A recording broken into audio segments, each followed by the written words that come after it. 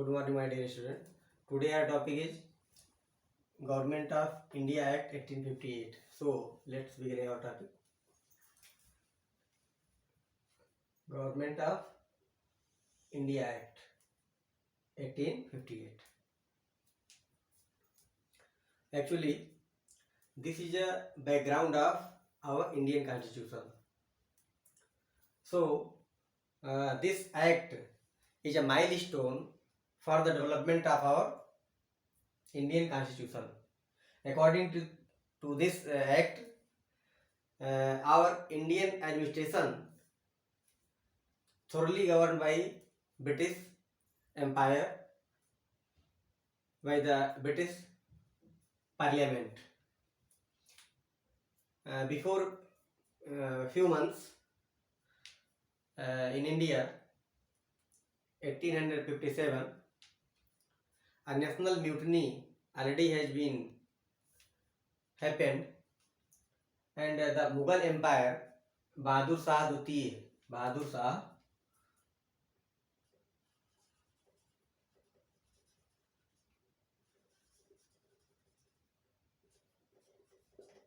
Shah Dutiya were ruled on those time, and he was familiar as a other name of Jafar because he was a famous poet. According to Government of India Act 1858, as we know, after independence, a Constituent Assembly was set up, and they are responsible for drafting, amending, and procedural, all those things was done by our Constituent Assembly. This assembly meeting, first meeting was held in 19th December 19th 9th December 1946, 9th December 1946, and 19th December 1946 to 26th November 1949. This is the duration of our constitution making period. So on the day of 26th day of November 1949, our constitution has been completed, and few clause on that time already has been executed, as like citizenship, election, and election are few matters, and few other matters. Constitution of India 1949. On that time, this Constituent Assembly has been converted to a central legislative assembly. Now we are discussing about Government of India Act 1858. This is the background of Government of India Act 1858, and some reference I quoted here, our constitution. So Government of India Act 1858, according to this section, this rule, British Parliament was appointed as a Secretary of State for India. Secretary of State for India. Actually, this is a cabinet minister. This is a cabinet minister of British government. This is a cabinet minister. He was alone direct all those matters, either civil, execution, legislation, and Secretary of State of India, for helping of this body, he has a 15-member Indian Council. 15 members are there.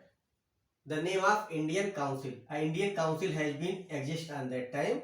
There were 15 members of this body, and all 15 members has been uh, appointed by the emperor. Few members emperor. ये कौन होता था? जो वहां का king. कुछ जो इसमें मेंबर होते थे वो अपॉइंट किए जाते थे इंडियन काउंसिल में. किसके द्वारा? जो ब्रिटिश का एम्परर होता था. और कुछ मेंबर ईस्ट इंडिया कंपनी. जैसा कि हम लोग जानते हैं ईस्ट इंडिया कंपनी जो थी ये भारत में व्यापार करने के लिए आई थी और धीरे धीरे उसने शासन पर अपना नियंत्रण किया. और ईस्ट इंडिया कंपनी के जो डायरेक्टर थे उस डायरेक्टर के कुछ रिप्रेजेंटेटिव इस इंडियन काउंसिल में जाते थे. कुछ जो 15 मेंबर थे उसमें कुछ एम्परर अपॉइंट करता था ब्रिटेन का और कुछ ईस्ट इंडिया कंपनी के रिप्रेजेंटेटिव. उसके बाद ये जो secretary of state for India होता था यह रिस्पॉन्सिबल किसके प्रति था? जो ब्रिटिश पार्लियामेंट थी. जैसा कि हम बताएं कि सेक्रेटरी ऑफ स्टेट जो होता था वहां का एक कैबिनेट मिनिस्टर था. कहाँ का? ब्रिटिश पार्लियामेंट का. वहां की जो गवर्नमेंट थी वहां का वो क्या होता था? एक कैबिनेट मिनिस्टर था और इंडिपेंडेंटली वह इंडिया का एडमिनिस्ट्रेशन देखता था, कंट्रोल करता था. और ये जो secretary of state for India है ये रिस्पॉन्सिबल ब्रिटिश पार्लियामेंट के प्रति था. इस सिस्टम में क्या था कि secretary of state for India कैसे एडमिनिस्ट्रेशन करता था इंडिया का. तो यहाँ पर उसने क्या किया? यहाँ पर क्या सिस्टम था? गवर्नर जनरल था. एक गवर्नर जनरल होता था. अब ये गवर्नर जनरल को उसके कार्यों में सहायता एवं सलाह देने के लिए एक क्या होती थी? एग्जीक्यूटिव काउंसिल होती थी. जैसे यहाँ secretary of state for India के लिए क्या था? इंडियन काउंसिल थी. ऐसे गवर्नर जनरल देश का सबसे देश में जो शासन प्रैक्टिकली था वो गवर्नर जनरल था. देश के सर्वोच्च शासक के रूप में गवर्नर. क्योंकि ये जो था secretary of state for India ये कहाँ बैठता? ये तो ब्रिटेन में था. ये कहाँ पे था? ये ब्रिटेन में था. ये ब्रिटेन में था और इंडिया में गवर्नर जनरल ही रहता था. यहाँ का सर्वोच्च शासक यानी गवर्नर जनरल हुआ. अब गवर्नर जनरल की जो एग्जीक्यूटिव काउंसिल थी उसमें जो टॉप ब्यूरोक्रेट थे वह इसमें मेंबर होते थे. ठीक है. अब इसके जो गवर्नमेंट ऑफ इंडिया एक्ट था इसका मेन फीचर क्या था? इसका मेन फीचर था कि जो सेक्रेटरी ऑफ स्टेट है वो इंडियन काउंसिल के साथ में एडमिनिस्ट्रेशन कर रहा है. किसके द्वारा? अपने जो एजेंट है यानी उसका एजेंट कौन है? गवर्नर जनरल और उसकी एग्जीक्यूटिव काउंसिल. उसके बाद फिर स्टेट में क्या था? स्टेट में गवर्नर और लेफ्टिनेंट गवर्नर होते थे और वहां भी एग्जीक्यूटिव काउंसिल थी. उसके माध्यम से ये शासन करता था. कौन? Secretary of state for India. और फिर दूसरा क्या इसकी क्या मेन फीचर है इसके? गवर्नर जनरल जो था उसके पास सिविल, नॉन सिविल, एग्जीक्यूटिव और लेजिस्लेशन यह सब कार्य कौन देखता था? Governor general. यानी एब्सोल्यूट पावर इसके पास था यह कार्य करने का. और यह किसके प्रति रिस्पॉन्सिबल था? किसको रिपोर्टिंग करता था? Secretary of state for India. और जो secretary of state for India था यह एडमिनिस्ट्रेशन, रेवेन्यू और उसके बाद जितना जो चाहे वो गवर्नर जनरल था और फिर गवर्नर, लेफ्टिनेंट गवर्नर, सारे का सुपरविजन, डायरेक्शन और control, absolute control, supervision, direction किसके हाथ में था? Secretary of state for India. और इसमें क्या था? इसमें या जो था कंप्लीट एडमिनिस्ट्रेशन ब्यूरोक्रेटिक पैटर्न पे था. जो कंप्लीट एडमिनिस्ट्रेशन था वो क्या था? ब्यूरोक्रेटिक पैटर्न पे था जिसमें भारत की जनता, there is no any participation for the people of India, जो भारत की जनता थी उसमें उसका कोई भी प्रतिनिधान नहीं था. यानी उसका कोई भागीदारी नहीं थी. सारा जो एडमिनिस्ट्रेशन था, ये जो सारा एडमिनिस्ट्रेशन किया जाता था वह ब्रिटिश पार्लियामेंट यानी जो secretary of state for India था या ब्रिटेन में था, यानी वहां की जो कैबिनेट थी, वहां की जो कैबिनेट थी उसका एक क्या था? एक मिनिस्टर था वहां पे. क्या था? मिनिस्टर था, यहाँ एक मिनिस्टर था यूके में, और वहां पे शासन करता था, और इसकी रिस्पॉन्सिबिलिटी सीधे ब्रिटिश पार्लियामेंट को थी। ब्रिटिश पार्लियामेंट, अब जो ब्रिटिश पार्लियामेंट थी, इसी का मेंबर मिनिस्टर था, और एक कैबिनेट का इंडिपेंडेंट चार्ज देखता था। तो इसकी जो ऑफिस थी कहाँ पे थी? ब्रिटेन में थी, सॉरी ब्रिटेन में थी। और इंडिया में जो टॉप ऑफिसर था according to government of India act 1858, ये कौन था? Secretary of state for India.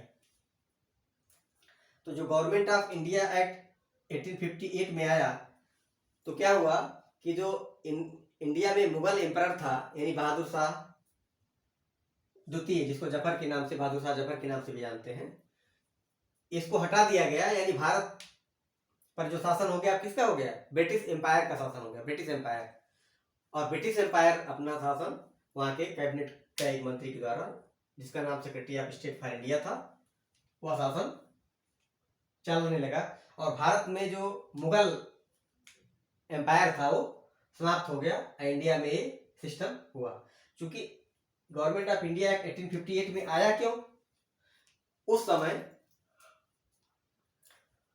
India में एक बहुत बड़ा म्यूटिनी हुआ था, जिसको हम जो है एक राष्ट्रीय विद्रोह, नेशनल रिवोल्ट के नाम से जानते हैं।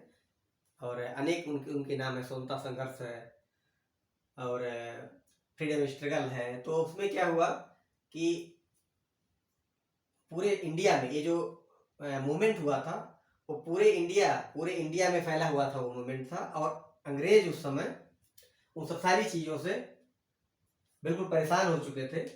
और यहाँ जो मुगल एम्पायर था वो बहुत वीक था। मुगल एम्पायर, आपको पता है, जब कहीं का एडमिनिस्ट्रेशन वीक होगा, तो एडमिनिस्ट्रेशन वीक होने से क्या होगा?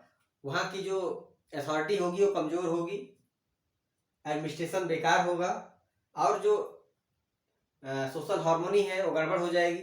जो रिसोर्सेज हैं, जो रिसोर्सेज का डिस्ट्रीब्यूशन है वो भी प्रभावित होगा। किसके प्रभावित होने से? एडमिनिस्ट्रेशन के। यानी एडमिनिस्ट्रेशन जब वीक होगा तो हमारे पास जो रिसोर्सेज है उसका डिस्ट्रीब्यूशन भी सही से नहीं हो पाएगा। तो उसके जब डिस्ट्रीब्यूशन नहीं होगा तो फिर क्या होगा? लोगों में क्या व्याप्त हो जाएगा? यानी जो जनता है वो त्राहिमाम करने लगी, परेशान हो जाएगी। यानी यहाँ पे फिर बहुत सारी समस्याएं खड़ी हो गई। मतलब लॉ एंड ऑर्डर की प्रॉब्लम क्रिएट हो गई। और उसके बाद जो है ये जो लेजिस्लेशन की सारी चीज़ें थी वो नहीं हो पा रही थी। तो और यहाँ पे जो हमारे यहाँ अनेक स्टेट्स थे, जो अलग अलग राजा थे, उनके यहाँ अपना अपना अलग रूल था, अलग चल रहे थे।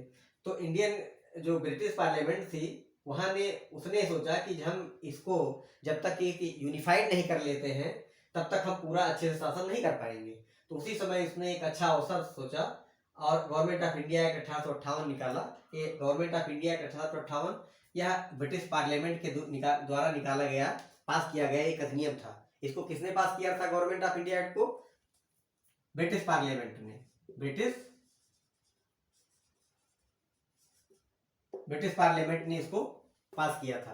किसके लिए? पूरे देश का शासन अपने हाथ में लेने के लिए, जिससे पूरे देश का एक इंटीग्रल कंप्लीट जो इंडिया है वो उसके शासन में आ जाए। और बहादुर शाह जफर को हटा करके इसको विभिन्न तरह के इसके ऊपर एलिगेशन लगाए और इसको जो है पनिशमेंट किए, और इसको जो है पनिशमेंट दे करके, और फिर इंडिया का जो एडमिनिस्ट्रेशन था वो महारानी के नाम, यानी वहाँ का जो एम्परर है उनके नाम से चलाया जाने लगा।